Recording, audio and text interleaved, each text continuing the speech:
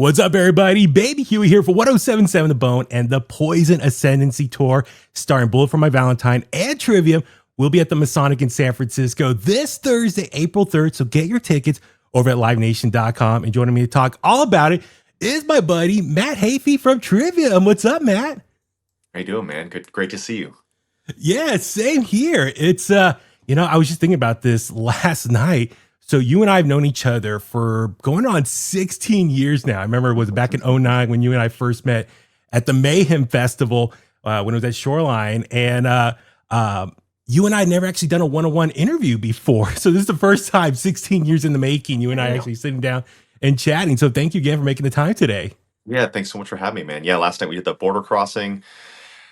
We're used to Europe. So Europe, when you cross borders, you just sleep through it. But Canada, since we ever first started going to and from Canada in 2005, you got to wake up. So it's always some random time. Last night was, I think, 6 in the morning. Yeah. And then, yeah, but luckily we were able to go back to sleep. So we're here in the States and no border crossings for a little while. Nice. Okay. Well, yeah, first things first, man. Super excited that the Poison Ascendency Tour kicked off last night in Canada. So just, yeah, right off the gates, how was that first show for you guys? It was incredible. It was amazing to see like Vancouver. We've headlined a couple times. The last time Trivium actually played Vancouver, I wasn't there because my twins were being born. So I flew home and it was Yes. amazing. We didn't have to cancel a single song or show. And I think the California shows, I wasn't there either. So it was great to actually be able to do it. And it was amazing to see how everyone really did their homework. The entire crowd knew every single bit of Ascendancy, even like, Departure and Declaration. I think that's the ultimate test. Like if you know the lyrics to Departure and Declaration, you're a big fan of the record. So they knew it. It was insane. A lot of technical difficulties, but we didn't let it stop us. The motor right before our set broke, and we got a Yeah. bunch of backdrop changes, so we couldn't use any backdrops.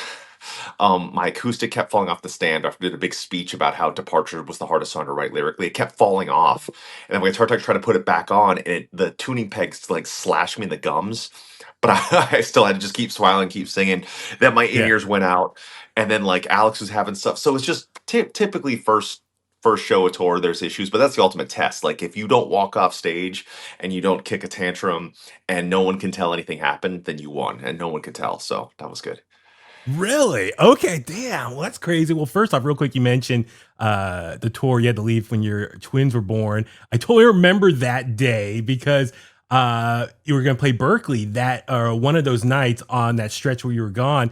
And I was like, oh, Matt's not here. Like, oh, I don't know if I have a chance to see the guys. But sure enough, Paulo hit me up, said, come on out, man. So it was still cool to see the rest of the guys that night. But it was super trippy seeing, I think was it Howard singing your parts that night on that It tour, was if I remember Howard, correctly? Johannes, and was that the show that Brandon Saller did as well? Or I maybe that th- was Sacramento.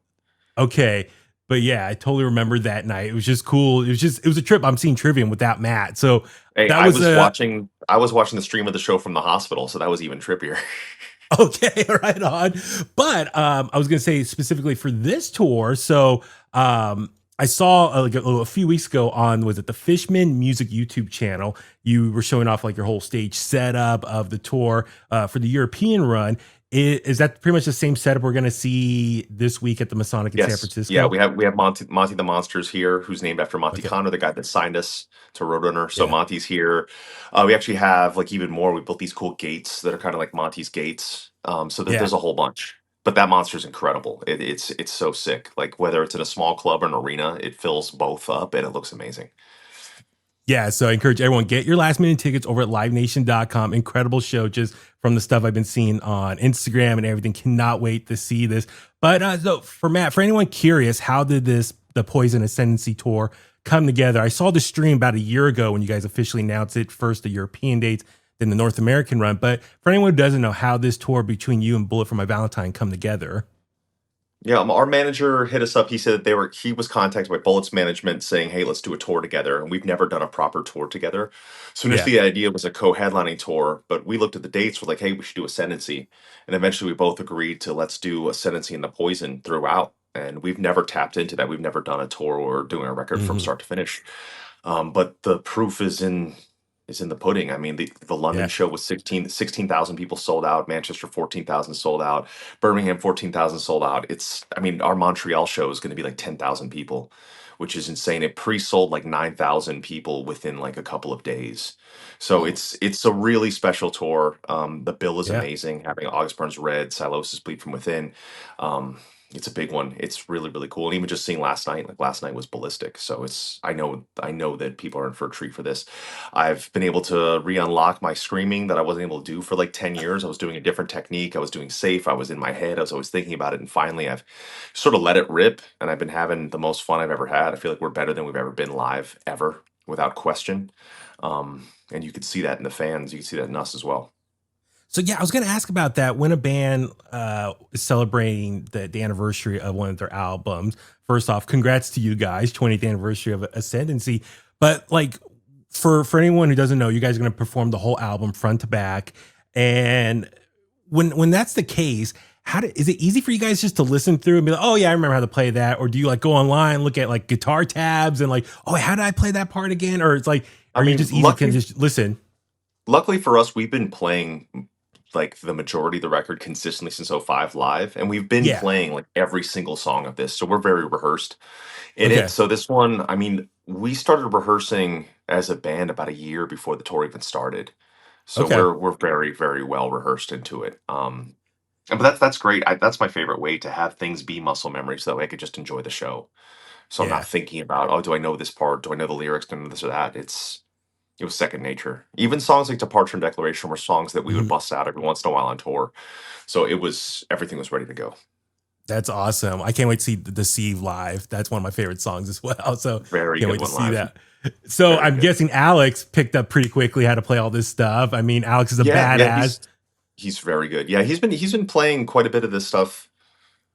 I think roughly since 2016, 2017, which is good. Okay. And then, Yeah. I've been playing this stuff since like 2004. So it's like I really, really got it down. Yeah. Yeah.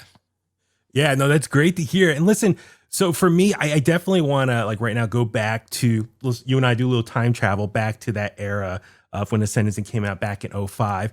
I'm just really fascinated about that era of you guys as a band, as Trivium, because I remember personally when I discovered you guys, it was actually back in '06 when I was at the radio station and I went downstairs to talk to one of our music director.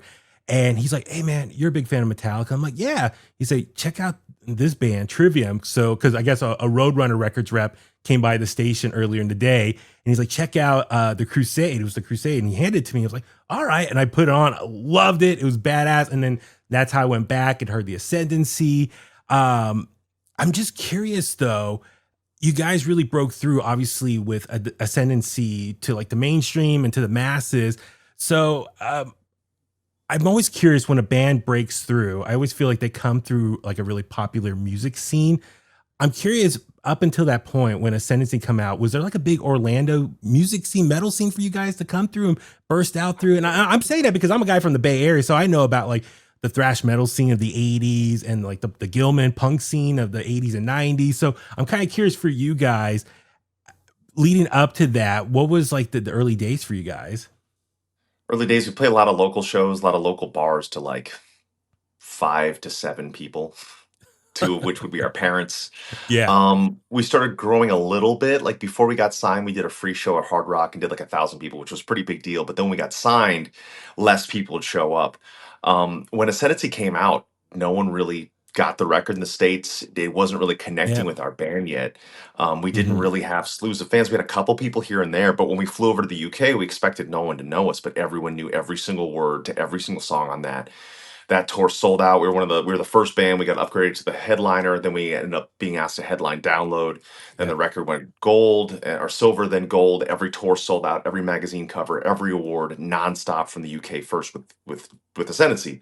Then we'd come back over to the States or go to Europe, and people just really didn't know us yet.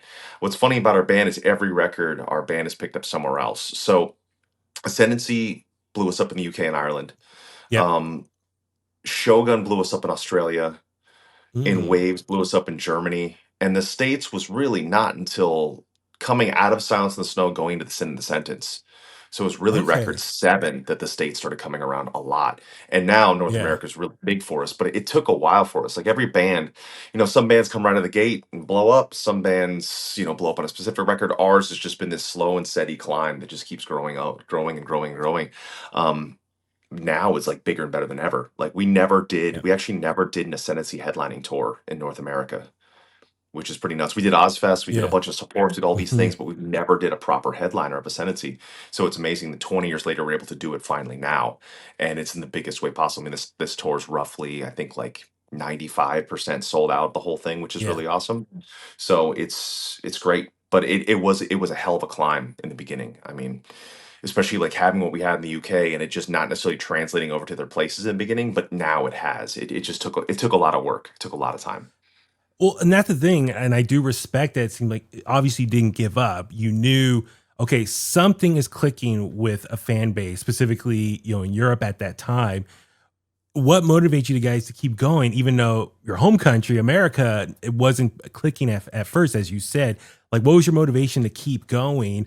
Because I do have a follow up with that as far as kind of those early years. But what was your motivation to keep Trivium going at that point? It's the same as now. It's just what we love to do and what we feel we're meant to do and what we feel like we do Okay. best in life. I mean, I joined this band when I was 12 and a half. So it was Hmm. my first band, first job. It's all I've ever done. It's all I've ever Yeah. wanted to do.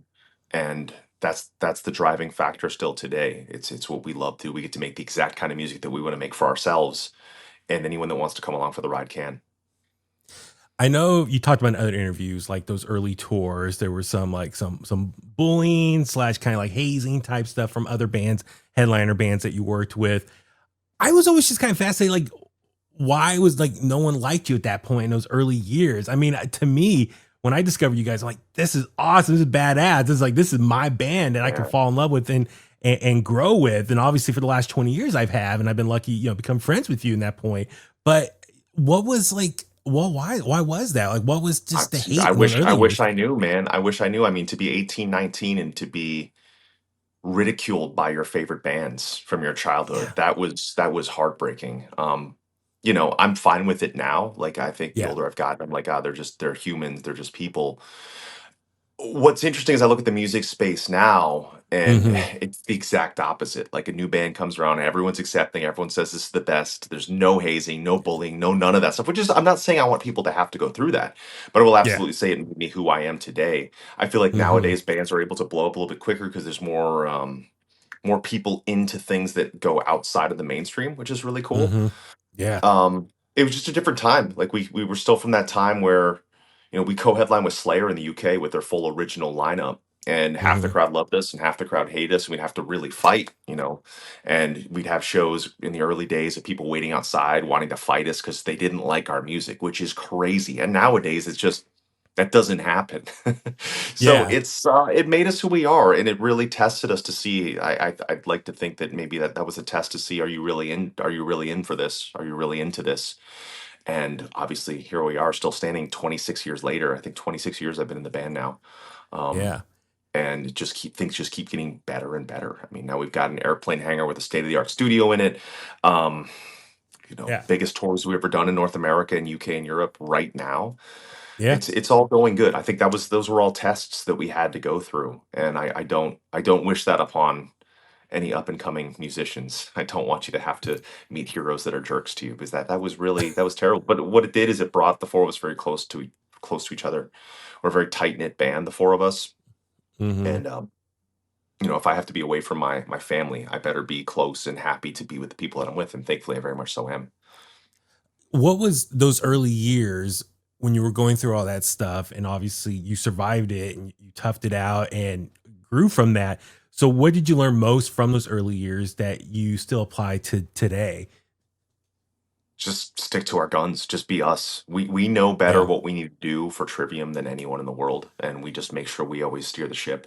We know the kind of music the four of us need to be making. We know how we need to present ourselves. We know what our merch needs to look like, what everything needs to be, and we lean on each other. It's definitely not a dictatorship or a monarchy with our band. I'm not Yeah. the sole guy of Trivium. It is four independent people that work together, and that's what makes us Mhm. so fantastic. I feel like, if you think of bands like Iron Maiden, you think of bands like Metallica, those are bands that are the combination of the sum of the parts. And I feel that that's what we are as well. And that's why we're able to lean on each other. And, before going into this tour, I Yeah. was assuming I'm just going to do this safe style screaming that I was doing for those 10 years. And I will say for those Hmm. 10 years, every single show, I was worried about my voice. Like, oh God, I'm going to blow my voice out. Like before, I would have said no to even doing an interview on tour. It's like, I'm going to blow my voice out. It's going to go. So I spent 10 Hmm. years in my own head about it. There's a speech I Yeah. do before departure that you'll see at that show where I talk about how last year was a really tough year for me. And I was looking back at the Ascendency record and going, wow, I'm still thinking a lot of these same things like rain and suffocating sight about myself. So I spent all of last year just really working on my mind. CBT, therapists, mental health counselor, psychiatrist, the works, like everything natural, also all these things just to Yeah. work on my mind so I can be a better person so I can enjoy life a little bit more. And I will say that after it was a very long year of work, but I've had more fun on this tour than I've ever had in my entire life. And it was interesting that Ascendancy, a record that I wrote 20 years ago that showed me all the insecurities and all these paranoias about myself and the world around myself, that it was a reminder to myself 19 years later to work on it. So I spent all last year working at these things, and I feel like I just had this obstacle in front of myself that no one else could really see, and Yeah. I was happy that that was the reminder. While it was a tough year of work, I'm having the most fun I've ever had before for sure. Yeah, no, no, that's really great to hear. And first off, thank you for being open about that. I think talking about mental health is really important. I think a lot of old school people, older Yep. people, just think, oh, if you're going through something tough, you just push it down and They're, keep they're, they're going. always the most they're always the most unhappy broken ones too. It's like you got to acknowledge it. The brain is the most important thing, and that thing needs work just like everything else does. Absolutely. What and so, like I said, kudos to you. I mean, I've seen some, obviously prepping to talk to you today. I was looking at some other interviews, and you're very vocal, just talking about, yeah, you go to a therapist once a week, and you just do a lot of activities to keep yourself busy and motivated. And so I can really admire that. And that's one thing I think for a lot of our listeners who might be discovering you right now for the first time is this. That's one thing I always love about you because over the years, whenever you come to the Bay Area, we meet up and stuff. And I always appreciate and love just how positive you are. Just whenever you and we gone out to get something to eat, or we're just hanging out backstage talking, I've always respected just how hard working you are, the hustle, but also just your like I was gonna give you your flowers later, but I'll give it to you right now because Thanks. like I've been very lucky. Like for me, this August will be 20 years for me working at the station, and so I've been very fortunate to meet a lot of cool people over the years. But like you have always been like number one as far as like everyone I've met always been like so arms wide open, welcoming you and the rest of the band, your family, Ashley, everyone just so cool. Like, hey, so, awesome to hang out with and just down to earth. And I respect all that. So no, thank you for just always being so good to Thanks, me over the years. man. I appreciate it. But Likewise, man. you're welcome. So I'm really admire that you've really kind of addressed those issues and overcome them, or still working on them, I should say. And you're just such an incredible person. Is it? Are you feel like it's still like a long term thing you're working on? Oh, definitely. And for anyone that's kind of like ever been looking for, because I do feel it's really important when I've been happy to see more and more people talk about mental health being important, but when I see other musicians just mention, they don't really give a solution. I feel like their fan base doesn't know what to do, or the people who are looking out to it don't know what to do. That's why Yeah, I always like to provide the solutions. Like, hey, here's what yeah, I do. And sometimes people need to go beyond just the natural stuff. Like I tried sunlight and barefoot walking and yoga and yeah. meditation and mindfulness and all this stuff. And then I needed to go beyond that. It just mental health counseling wasn't enough. So I had to go to cognitive behavioral therapy. And then I had to go to psychiatry. And I realized that I naturally produce very low serotonin. So I needed some assistance with that. And since kind of getting everything dialed in natural and, things that I needed in addition to help me out, I've really Hmm. dialed it in. And I think that the ultimate test isn't just me talking about it, it's people seeing our show. And when they see our show, Okay. it's very different than it's been for the last 10 years, if not forever. Like I'm not just saying it to get people hyped to go to the show, but I'm screaming Hmm. better than I ever have, singing better than I ever Hmm. have, performing better than I ever have. Because that obstacle, while it will still, you know, I think the journey of like working on oneself, it never ends. There's never a finite or a finale or a healing point. You have to constantly work at it. You have to constantly learn the tools and apply the tools to keep yourself feeling adjusted and right. And I don't want that to sound exhausting because it becomes easier and Hmm. easier to do. But it's just part of different people's wirings. I feel like some people just don't have a worry and a care in the world, and that's awesome. And I Yeah. wonder what that would be like.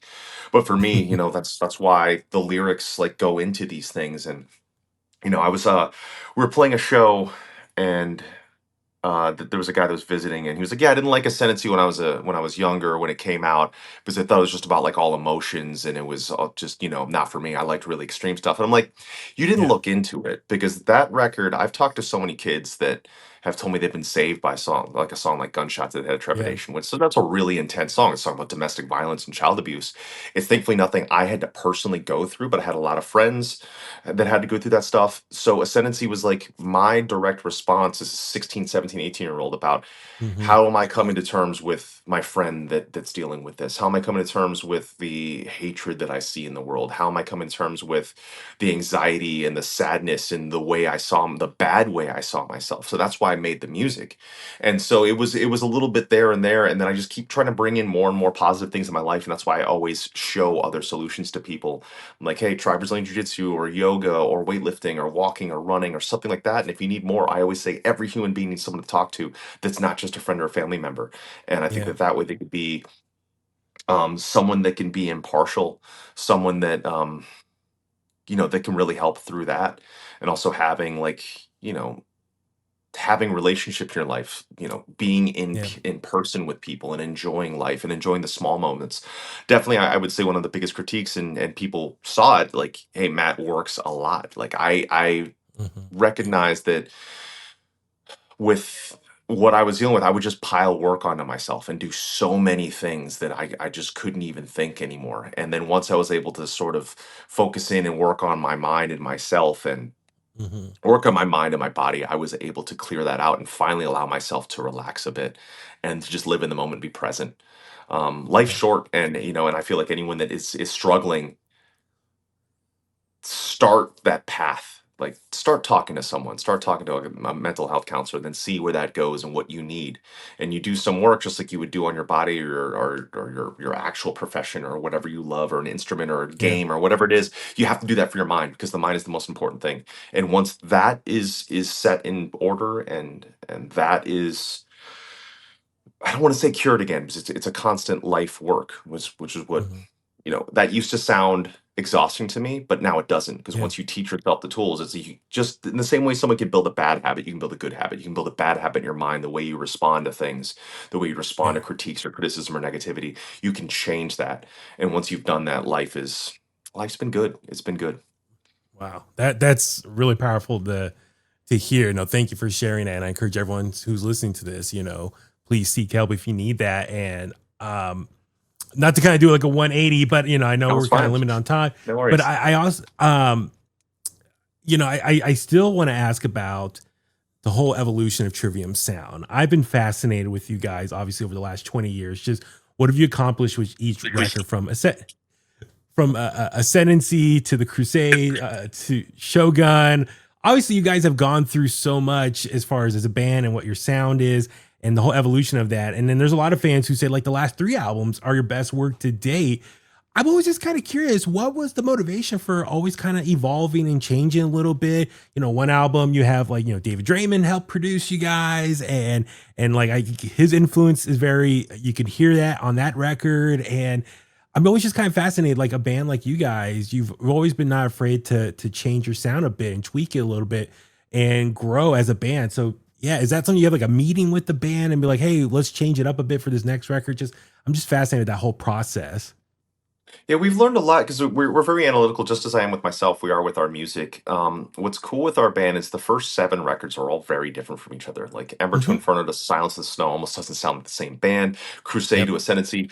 So sometimes it was conscious. Like Ascendancy did really, really well in the UK, and me being 18, 19, still there were people saying like, "You guys aren't metal," and all that boiled down to was the visuals. That's purely it, because I had Yeah. super long hair, then I cut it to Yeah. the 2000s emo fringe just because that's what I wanted at the time. But we were still Yeah. very much so playing some serious technical death metal thrashy riffs. Yeah. Um, but I said, hey, let's do a record that's the exact opposite of what we just did. No breakdowns, no screaming, no double bass. Let's make a classic thrash record. And that's what the Crusade was. Hmm. When it came time for the next one, Shogun, We just wanted to make something technical. I will say that when we make stuff, when we made Ascendancy, let's start with like the classic three that everyone always talks about: Ascendancy, Shogun, and Waves. Yep. We made whatever we wanted to make. There were no confinements, no rules. We didn't say, hey, let's not go here, let's not go here, let's get super proggy, let's get super techy. It was none of that. Yeah. We just started making the music that we wanted to hear, the four of us in a room jamming together. And the end result is what you hear. Same thing with the latter three, Sin, Dead Men, and Dragon. Those three, we did not say, hey, let's make this or this or this. We just got in a room together and started playing. We didn't set a writing time. We didn't set like, hey, Mm. let's make a record now. It was us in the Yeah. room making the music together. Now there are a couple records that I still love, but we did set limitations on ourselves. Crusade, obviously, I said like, hey, let's not do what we did on Ascendancy. Okay. Um, Vengeance Falls. The plan was to kind of stay in this one specific sonic region, the kind of the Y- vibe that you hear. yes. Silence of the Snow was another one as well, where I didn't know if I could scream anymore. So like, hey, let's make something that's like, classic even to the Crusade. With those three records, while I love them, those are three records we didn't do as extensive, the four of us in a room together making the music, me singing Okay. everything in every process. Vocal pre-production is what I call it, where you're actually making sure you can sing and play everything you're doing. I know that's a big thing. Every time I see Metallica writing, Hetfield's always doing that. Um, Yeah. all the other ones we did that. I love those three records, but there are parts of it where I feel like, hey, maybe we could have went over here or here. Whereas the classic three greats and the new three greats, they're flawless because we made them as a band in a room together. And anything we make going forward, now we have a state of the art studio in our airplane hangar. We're just gonna write while we're together. There's no MIDI demos sent to each other, no laptop demos, no me recording something and sending the guys that we're never going to do that again because that's not who we Yeah. are. And our best records, those six records and Ember, were made with no demos being sent to each other. There was none Interesting. of that. Like I know a lot of bands have to do that just at a function of maybe they live in different places, but that's why we said we need to live within 10 minutes of each other. We need a headquarters. We need to make only music together while we're together. And I think Wow. that's why this stuff is the way it is. I totally understand that. I mean, one, just I know, obviously for fans who don't know, Alex, he's from here in Northern California. He's out from Modesto originally, but him and his wife, and they made the move across the country to live in Orlando. So I'm guessing that was a big help for you Yep. guys to have your drummer there locally now. Is Massively, uh is massively. is is Alex? I mean, obviously, these last three albums, the major factors, Alex all three albums there. Has Alex been just brought a whole new life into this band? Oh, 100%. And what's great is historically, everyone was always like, "Oh, Trivium just switched their drummer again." It kind of became a joke. Whereas Yeah. we haven't had as many drummer changes as some other bands out there, but for some reason, Yeah. it poked at us. But Yeah. once we had Alex, no one said, "Why did you switch?" They're all like, "Oh, that's what they were looking for. We're looking for someone Hmm. else who can do what we do." And that's a little bit of everything, a little bit of everything that Trivium needs to do. We've Hmm. had drummers that can do our simple stuff well, but not the tech stuff. Guys who do the tech stuff, not the simple stuff.